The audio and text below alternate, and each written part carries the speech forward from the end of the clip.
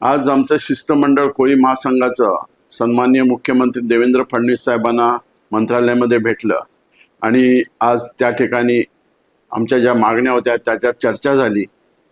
देवेंद्र फडणवीस साहेब ज्या वेळेस मुख्यमंत्री होते 2014 मध्ये, त्यावेळेस त्यांनी आम्हाला प्रॉमिस केलं होतं की तुमच्या ज्या मागण्या आहेत, जात प्रमाणपत्र, जात वैधता प्रमाणपत्र, जो महादेव कोळी, टोकरे कोळी, मल्हार कोळी ज्या समस्या आहेत त्या आम्ही सोडवू.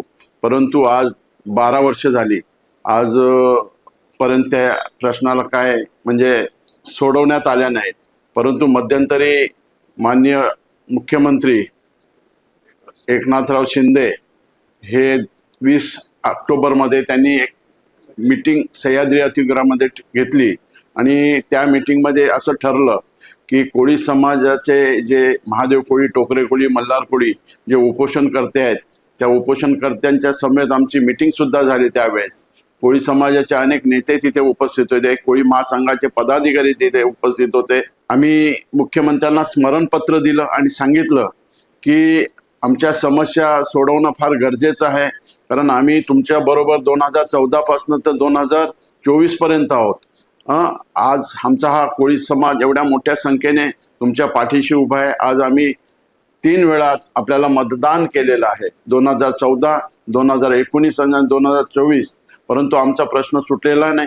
तरी आपण हा प्रश्न येत्या पावसाळी अधिवेशनापूर्वी सोडावा ही आमची तुम्हाला विनंती राहील. परंतु जर हा विषय आपण सिरियस घेतला नाही आणि ह्या विषयावर गांभीर्याने पाहिलं नाही तर हा मोठा महाराष्ट्रामध्ये उद्रेक होईल.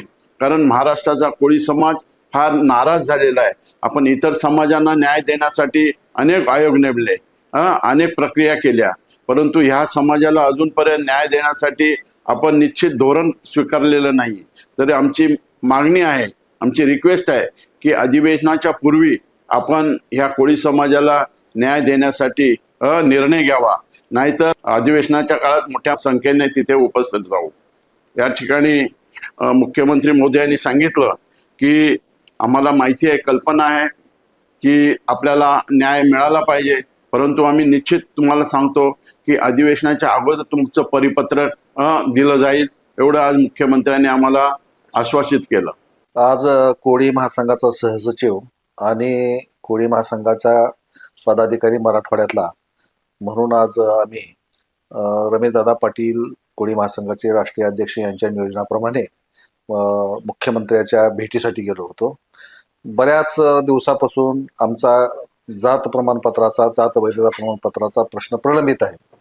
मग आज आम्ही वारंवार या ठिकाणी भेटतो आम्ही, पण त्या ह्याच्यामध्ये सरकार कधी हसून कधी बोलून पुढे या ठिकाणी आपला विषय नेतो. दादाचा पाठपुरावा जरी कायम असला तरी सुद्धा या ठिकाणी शेवटी काही गोष्टीला मर्यादा येतात आणि त्या मर्यादेनुसार आम्हाला स्मरण करून द्यावं लागतं फडणवीस साहेबाला, आणि ते स्मरण करून देण्याकरिता आम्ही या ठिकाणी आज गेलो होतो. सगळ्या महाराष्ट्रातल्या प्रत्येक विभागातला आदिवासी, अनुसूचित, टोकरे कोळी, महादेव कोळी, मल्हार कोळी जमातीचा एक प्रतिनिधी घेऊन त्यांनी जात प्रमाणपत्र सुलभतेने कसे मिळेल आणि कसे दिले पाहिजे ह्याचं आश्वासन 2014ला दादांनी देता की दादा मोर्चा केला होता त्यावेळेस दिलेलं होतं. त्यानंतर बऱ्याच वेळेस दादांनी यासाठी प्रयत्न केलेत, परंतु काही ना काही टेक्निकल बाबी आहेत. हा प्रश्न आज दादा कोळी महासंघाचे अध्यक्ष आहेत म्हणून आज काल निर्माण झालेला नसून हा प्रश्न दादाच्या अगोदरपासून, कांती कोळी असल्यापासून, आनंद तरीजी असल्यापासून, अध्यक्ष असल्यापासून 30 वर्षापासून हा प्रलंबित आहे. परंतु हा प्रश्न नोकरदाराच्या नोकऱ्या वाचून दादाने 50% सोडवलेला आहे. 50% सोडवण्याचं फक्त आता काम या ठिकाणी दादाकडे राहिलेलं आहे आणि ते वचन दादानी या ठिकाणी समाजाला संपूर्ण महाराष्ट्रात दिले असल्यामुळे दादा अद्यापही या ठिकाणी त्याचा पाठपुरावा करत आहेत. मग त्या पाठपुराव्याच्या अनुषंगाने आज आम्ही गेलो होतो. मुख्यमंत्री साहेबांची आम्ही या ठिकाणी कॅबिनेटची बैठक झाल्यानंतर भेट घेतली. आम्हाला आमचे मुद्दे सगळ्यांचे म्हणजे पश्चिम महाराष्ट्र असतील, खानदेश असेल, मराठवाडा असेल, विदर्भ असेल, या सगळ्या पूर्ण महाराष्ट्राचा अनुसूचित जमातीच्या जात वैधता प्रमाणपत्राचा प्रश्न या ठिकाणी त्यांच्या पुढे मांडायचा होता. तो आम्ही वेळ घेऊन मांडला.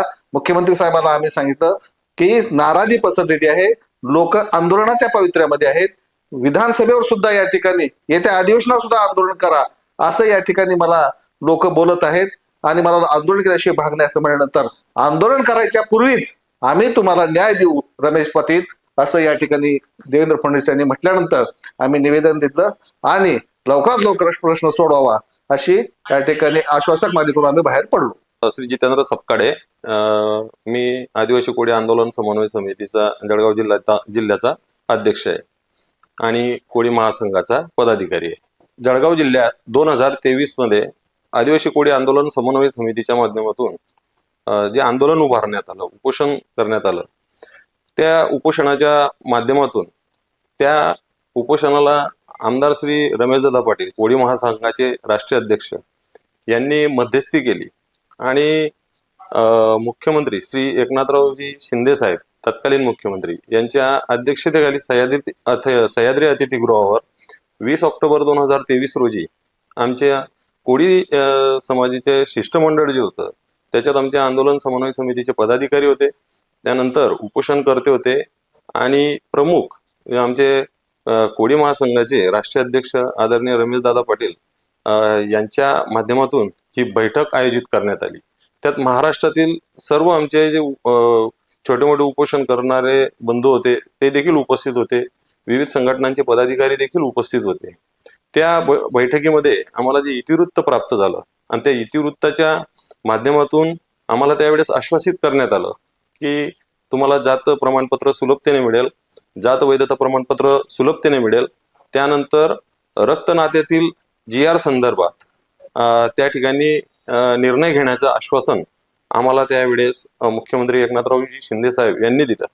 परंतु त्या बैठकीनंतर कुठंतरी खंड पडला आणि आमचा जो प्रश्न आहे तो प्रलंबितच राहिला.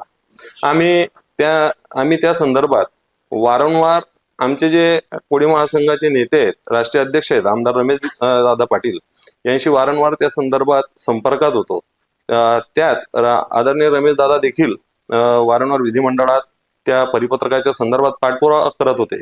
परंतु अनेक अडचणींना सामोरे जात असताना कुठंतरी ते परिपत्रक निघण्यास विलंब लागतोय अशा भावना सगळ्या स्वतः आदरणीय श्री रमेश दादा पाटील यांच्या मनात देखील आल्यात आणि एक स्मरणपत्र हे आपण मुख्यमंत्री श्री देवेंद्र फडणवीस यांना दिलं पाहिजे.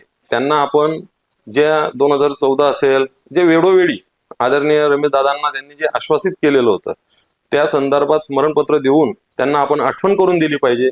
त्या माध्यमातून आज आदरणीय श्री रमेशदादा पाटील, कोळी महासंघाचे राष्ट्रीय अध्यक्ष यांच्या प्रमुख नेतृत्वाखाली आज सर्व कोळी महासंघाचे जे विभागवार आमचे पदाधिकारी होते, पश्चिम महाराष्ट्रातील असतील, खानदेश विभागातील असतील, त्यानंतर मराठवाडा असतील, विदर्भ असतील, आम्ही सर्व आज प्रमुख प्रतिनिधी या ठिकाणी उपस्थित होतो आणि दादांच्या नेतृत्वाखाली आम्ही श्री मुख्यमंत्री देवेंद्र फडणवीस साहेब यांची भेट घेतली आणि त्यांना त्या 20/10/2023 इतिवृत्त संदर्भात आम्ही एक स्मरणपत्र आणि आठवण त्यांना करून दिली. त्यांनी देखील त्या ठिकाणी आम्हाला आश्वासित केलं. या आश्वासित करण्यामागे आमच्या श्री रमेशदादा पाटील यांची जी भूमिका होती ती फार महत्वाची होती. रमेशदादांनी त्यांना आठवण करून देत असताना त्यांना सांगितले की उगाच तुम्ही कोळी समाजाचे जे पूर्ण महाराष्ट्रातील समाज बांधव यांची परीक्षा पाहू नका. तात्काळ तुम्ही परिपत्रकाचं तुम्ही आश्वासन केल्याप्रमाणे त्यांना परिपत्रक तुम्ही दिलं पाहिजे.